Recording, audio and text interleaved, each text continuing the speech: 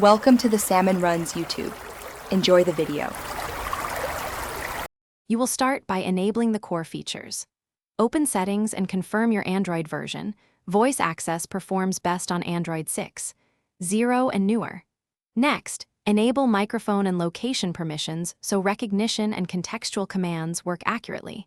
Then go to Accessibility or Apps and flip on Voice Access, or set up Google Assistant as your default voice assistant. Once done, practice the wake phrase or shortcut. This first step makes all later commands reliable and responsive when you need hands. Now configure how voice control behaves for you.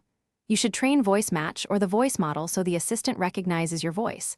This improves security and reduces false activations. Set the primary language and authorize specific apps for voice actions, and disable gestures or hotkeys that conflict. Make sure media, call, and messaging permissions are granted.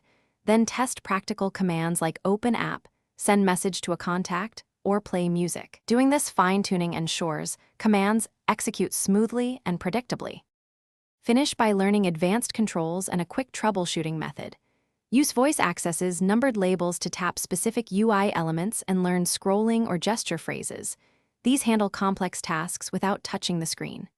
If commands fail, restart the phone, update the Google or Voice Access app, and clear the assistant cache.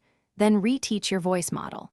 If problems persist, try a wired headset microphone to rule out hardware. Check network connectivity and battery saver settings, because those often block background listening and actions. Thanks for watching. Consider subscribing if we helped you.